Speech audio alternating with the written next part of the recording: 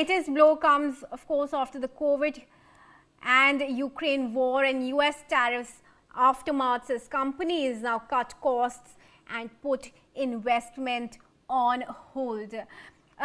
Mr. Sharma, I want to come to you here now. How do you compare the European situation to what we have in India right now? Europe is taking a huge impact due to the crisis, and of course coupled with the fact of Trump's previous tariffs on Europe, along with his threats to acquire Greenland and the previous aftermath of COVID that it's still dealing with. India seems to be in a much better place. What's your assessment? As far as India is concerned, we are, keeping our fingers crossed. We have a very cautious approach, a very, meticulous approach, I would say. And then, as far as the European Union is concerned, the NATO members are concerned, the 32 nations. And let's not forget Organization of Islamic Countries, 57 nations. So they are all, they are being fence-sitters, barring the exceptions of the Gulf nations where military installations of US have been installed. So they are all, being fence-sitters. They are watching how this conflict is panning out, how these escalations are rising every hour, every day.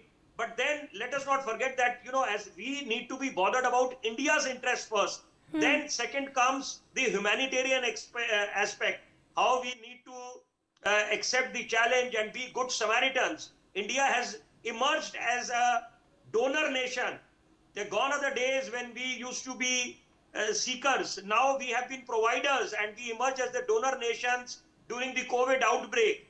So this situation also is, there is an uphill task up our sleeves, because we need to brace up to the occasion, the challenge. And then, as I said initially, that, military economy and how we can, increase our defense budget, they will be the key factors. Because, as far as China is concerned, they are looking at their own interest. America talks about making America great again. But then we need to look at India's interest, the domestic players here. And what was the reason of imposing hefty tariffs on the different countries by the US, Donald Trump? So they wanted to protect the interest of their domestic players, the manufacturers. So India needs to be focusing on all their ambitious initiatives: Make in India, Skill India, Digital India, Grow in India. I would add another element to it: Grow in India. All these cash-rich crops need to be encouraged, and we need to think out of the box, be very innovative, make the optimum use of all the technology, because this is, India's moment.